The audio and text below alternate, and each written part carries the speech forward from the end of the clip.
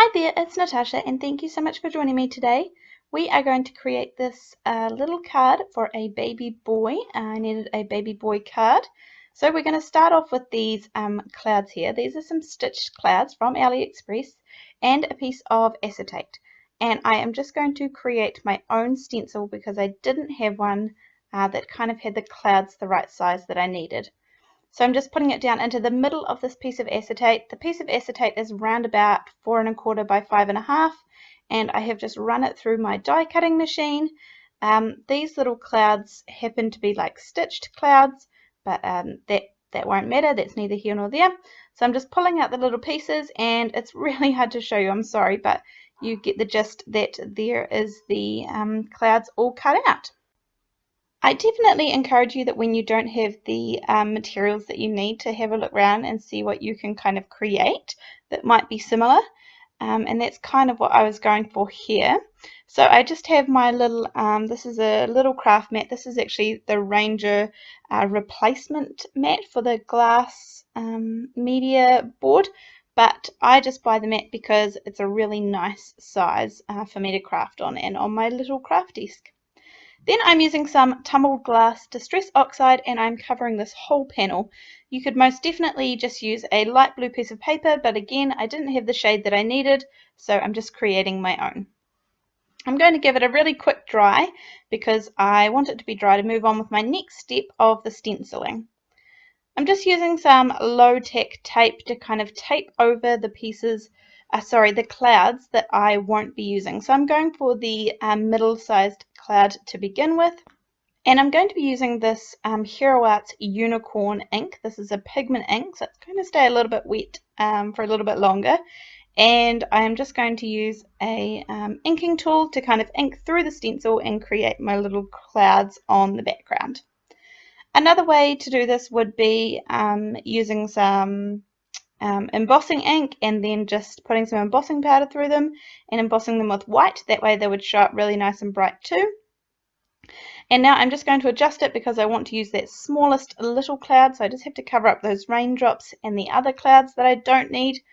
I keep these stencils. I just sort of write on them with Vivid what they are and what set they came from, and then I just keep them in with my pile of my stencils just in case I need to use them again.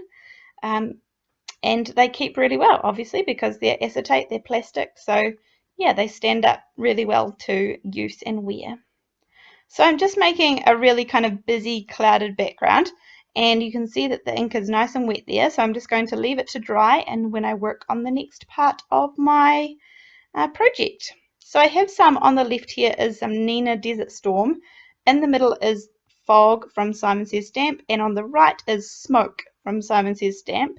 And I have two stars here, one is slightly bigger than the other, and I'm just going to cut out one of the smaller star will be of the fog color, and then this is only because I couldn't decide. I cut out the larger star of both the Nina Desert Storm, which is essentially like craft colored cardstock, and the slightly darker grey. So you can see here that one will sit on top of the other, and I just wasn't sure what kind of backing I wanted. I had thought in my head before I started that I wanted to have a craft, but I couldn't make up my mind halfway through. So here's what they could look like.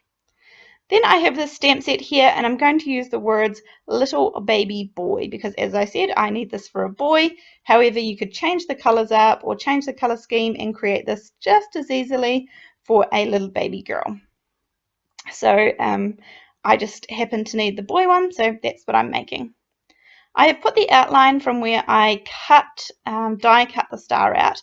That way I can kind of just place the star back in there, and I have my stamps already on the lid of my Misty, and I'm going to use some embossing ink because I'm going to emboss in silver embossing powder these three little words on this star. So you can kind of just about see it there, but I'm just getting a scrap piece of paper and I'm going to pour over some silver embossing powder and give it a little tap, and it's pretty good to go. So whilst I put the embossing powder back in and clean up, I'm going to quickly heat set this so that I can't muck it up or ruin it from here, which is always a risk with me in my tiny little space. I am going to trim off my cloud panel just slightly because I want there to be a little border when I pop it down onto the card base. The paper that this cloud paper is 80-pound Nina Solar White.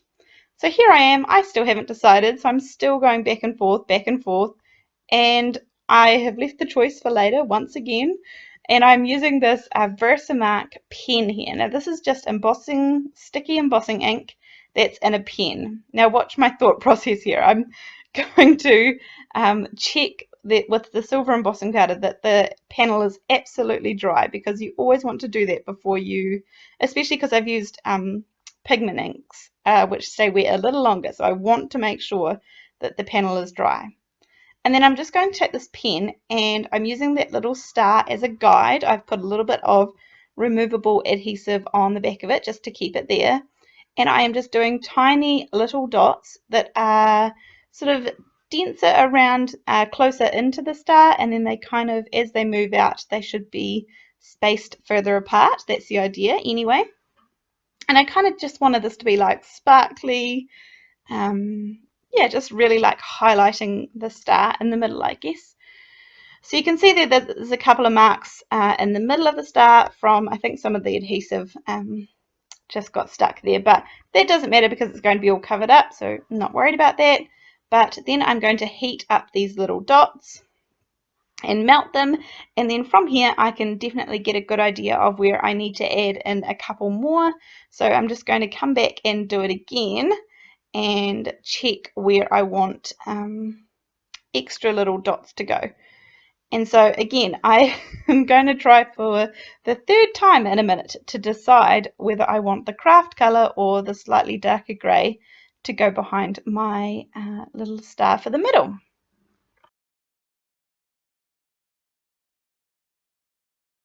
I feel like in my card making recently, I have some really silly little decisions that I have become really indecisive about. Does anybody else do that? And they just sit there and stare and think, I don't know. This is a little W+9 little bits stamp set, and I'm just going to use 2 of the tiny little stars from this set. This set is one of those really good ones that you use over and over again, and I'm just using again the sticky embossing ink, and I'm going to use the same silver embossing powder just to give kind of the outside of that panel a little extra something. And then again, melt the embossing powder. So yeah, this card came together quite, it did have a few steps to it, but it kind of came together really nicely, and there was no real hiccups apart from choosing which color. So here I go again, watch this. I flick back and forward, and I still can't decide. But anyway, and I don't know that I made the right decision, but that's okay. And in the end, I end up choosing dum, dum, dum, the darker grey color. So I'm just going to add a little bit of twine that will hold the star kind of dangling from the sky, so to speak. And I'm just going to add a little bit of double-sided tape to adhere this down. And it's not actually going to be holding the star up, so it doesn't need to be super strong or anything. And then I'm going to attach it onto the darker grey star again by just using some double-sided adhesive. This was just what was lying on my desk, and you can see I've got plenty on there, and I'm just going to center it up nicely. And then when I'm doing cards, I kind of aim for some dimension, but you never want to have too much. But so I am going to add some foam squares. These are from AliExpress as well. I will link everything that is from AliExpress down in the description box below, everything that I can still find. And so I go to town putting these foam squares on the back of this star because I want to make sure that it's going to be really stable, and kind of center it up in the middle of all those dots. And then this is where I'm going to just put a piece of tape on the back of the actual panel. Then I'm going to use this foam tape, and again this foam tape is from AliExpress, and just going to fit 4 pieces because that's what fits nicely. And then I'm going to center this up on the middle of my 110-pound Nina Solar White card base. And that is pretty much my card for today. I'm really pleased with how it turned out. It's so sparkly and I really like all that shimmer. It's got the perfect amount of dimension. If I could pick anything, I would wish that the clouds were slightly more visible in the background, but I do. I really love this card. So I hope that you guys do too. I hope that you've enjoyed watching me create it, and I hope that you can make something similar. See you on the next card. Bye guys.